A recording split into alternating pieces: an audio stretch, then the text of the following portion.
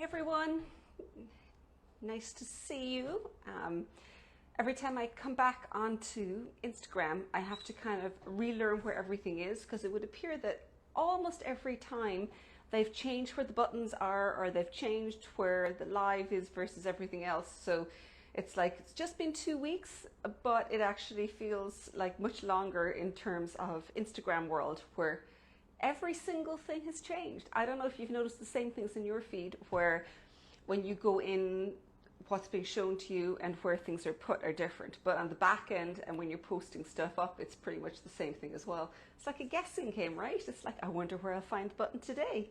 Keeping us all on our toes, right? Thank you very much for the welcome back.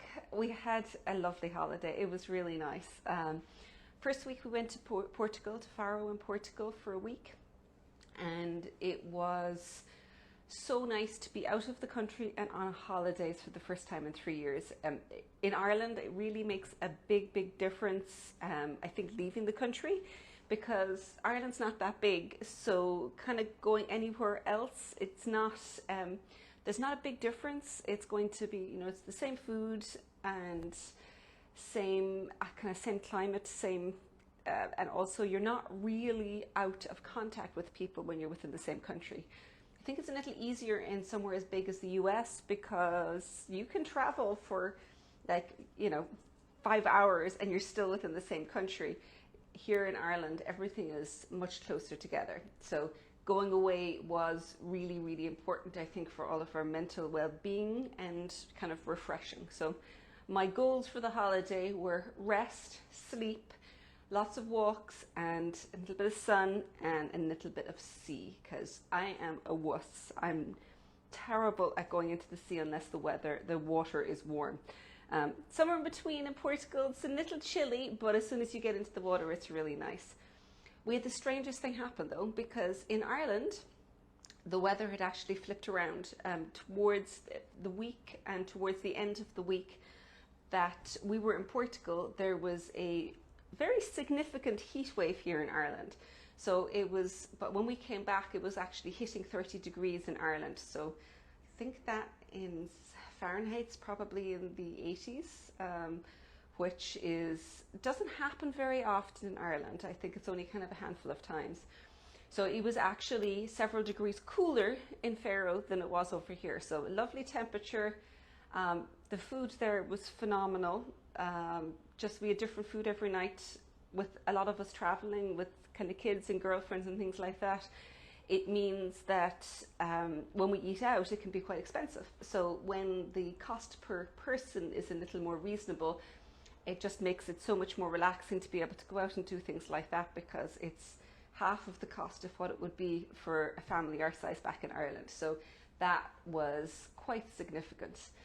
And I had forgotten how much I enjoy walking on beaches, because of course, most of our holidays when the kids were small, were visiting my in-laws in Florida. Siesta Key and Siesta Beach there would be where we would have an apartment across the way. And so most of my holidays, when I wanted alone time or I wanted to kind of have some time to myself, I would just walk on the beach, just walk and walk and walk. And just the combination of the sunshine, the warm sea, being able to dip in and out, and the sound is just immediate relaxation for me. I think everybody has something where at some point on a holiday, so you get a trigger and you're like, oh, I actually feel relaxed now. And that was it for me. It was walking by myself specifically, so that I was just listening to the sea and relaxing, and it was really nice. So when we came back, it's a little harder though, because the second week was at home. Once you're into your home environment, it gets a little bit more hectic. And we're in the process of trying to kind of straighten out an apartment for some of the kids for college next year. So we're having great fun with that. New heating systems, water systems, repainting sections, removing old radiators. It's absolute chaos. But at least we had the time off, so we were able to focus on it. And we're most of the way through now, which is fantastic, because if we were not on holidays, it would be much harder to try and juggle the two. So in case anyone is wondering, because I think it was Elsa Louise popped up and noticed that I was wearing Carpino. This is a design that I did several years ago now for Brooklyn Tweed. And this version is done in the Brooklyn Tweed loft. which is actually quite similar to our Bloss Delight. So if you're looking for an alternative or something that you have in your stash that you could use it for, Carpino would be really, really good, I think, in Bloss Delight. I've been meaning to actually go ahead and knit another version of it in Bloss Delight. So maybe over the next couple of months, I might go ahead and do that, or maybe do a slight variation on it. But I love the pattern in the front.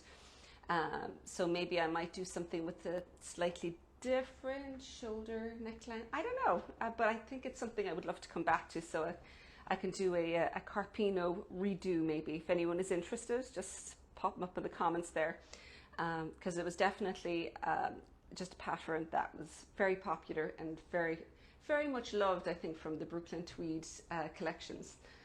Now, what I want to talk with you about today is the original patterns that were part of the Spring Knit Along.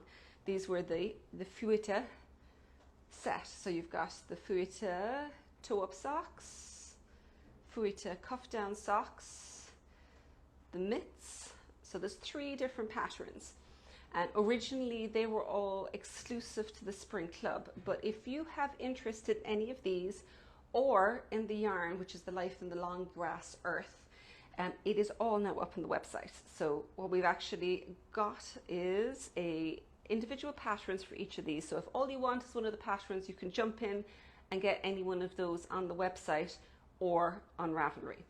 If you think you'd prefer a workshop, particularly if you're new to socks, this would be a really good one, because I've bundled the 2 patterns, the cuff down and the toe up patterns, in together as a sock workshop. So when you get the workshops, they come with the patterns, so you don't need to buy the patterns separately. You'll just get, if you get the sock workshop, it comes with all of the videos, the step-by-step videos, and the pattern for each of these. So that way, when you're new to socks, you can actually try out one of each. You can try out a toe-up pattern and a cuff-down pattern and figure out which you prefer.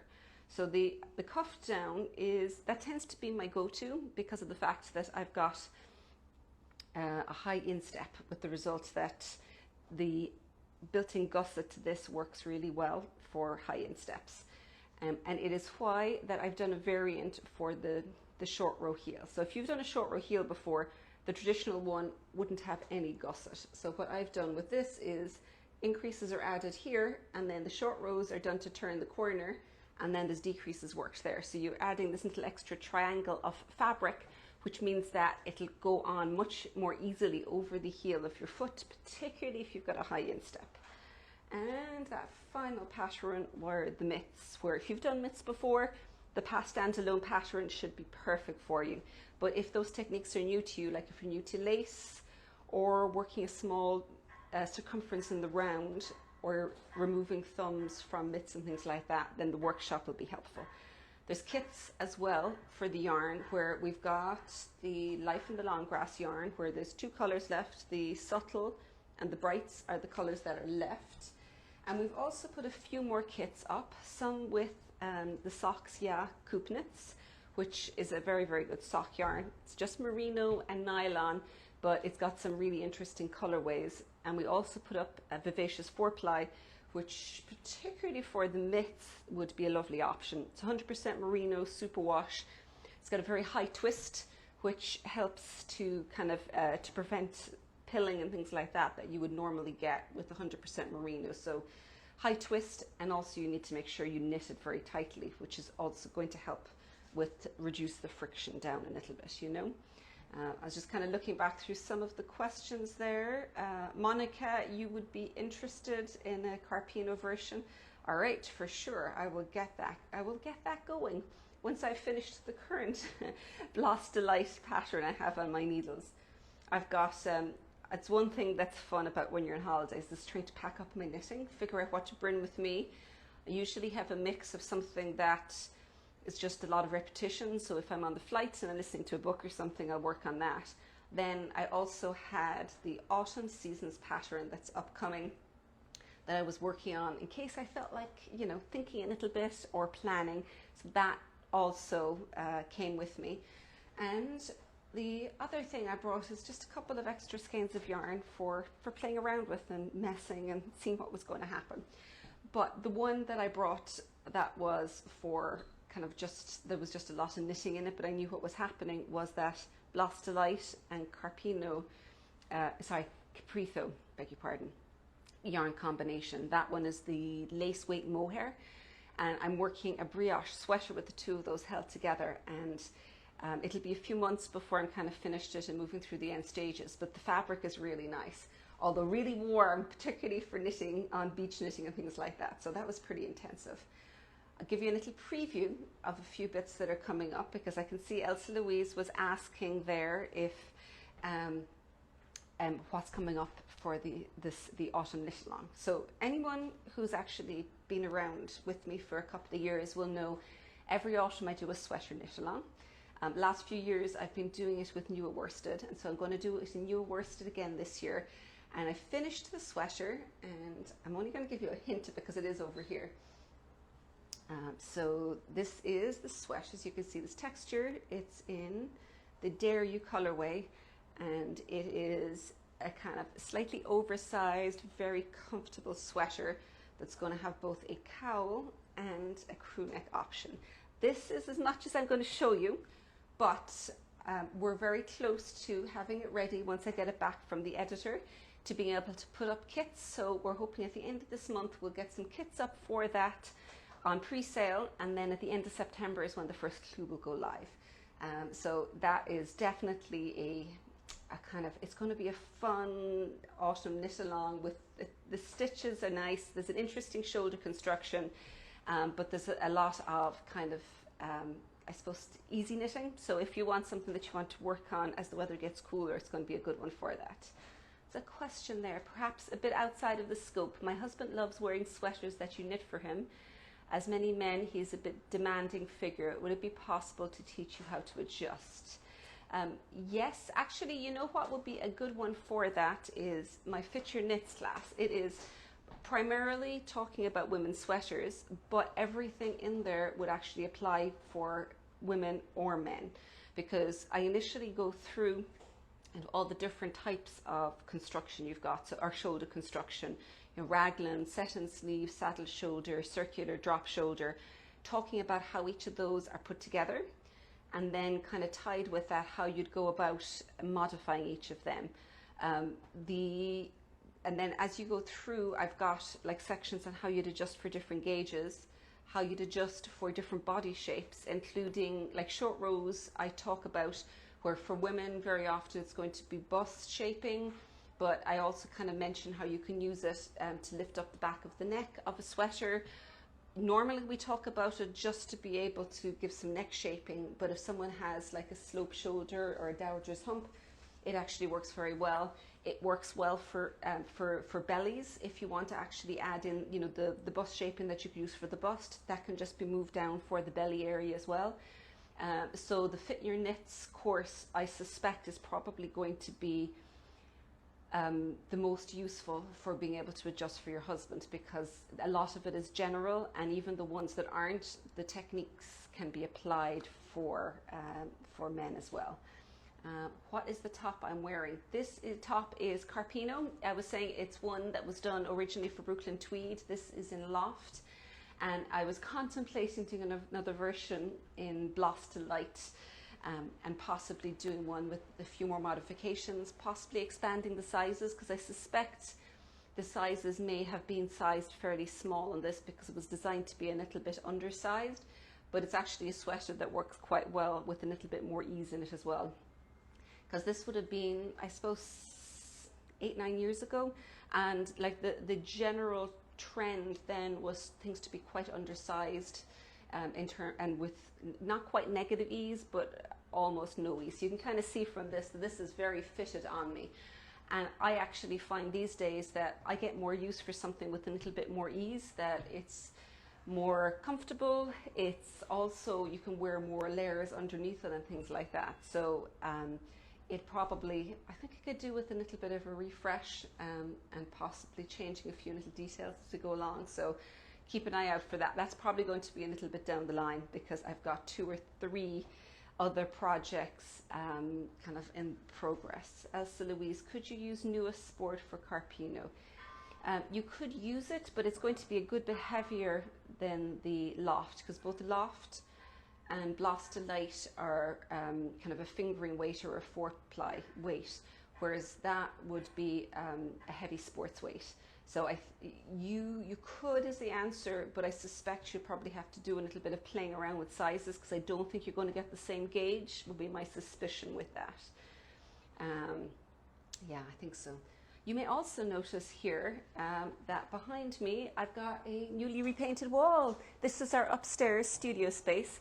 You probably can't see it very closely, but the actual pattern on this was originally kind of a floral raised pattern, and we've repainted it this color, which I actually think makes a really nice backdrop color for behind videos and things like that. So still haven't quite finished the space. We've got a small bit more to go do and some curtains and things to put up on the side, but we're almost there. We are almost there, which is very exciting, because it feels like I'm living in a land of construction between the space here and working on the kids' apartment and stuff. There's a lot going on in the physical world, is all I can say. Grateful that I've had a holiday, so that I kind of am coming back into it with kind of a bit of fire behind me and some energy, so that I can keep the momentum going and keep things happening.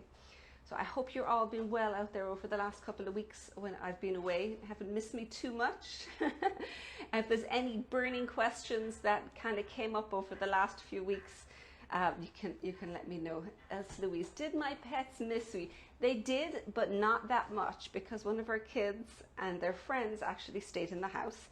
So they were spoiled rotten, because the two of them tend to kind of spend a lot of time at the sofa, do a lot of reading, games and things like that.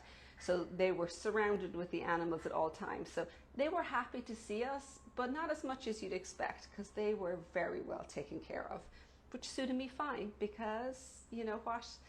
Those poor old guys, they're so spoiled most of the time that it would be an awful shock to the system if they didn't have somebody in the house when we all disappeared. So, well, I think that's probably it for me today. If you've missed any of this, or you want to kind of see some of it from back at the start, then I'm going to post a recording of this up, and you can come back and you can take a look at it.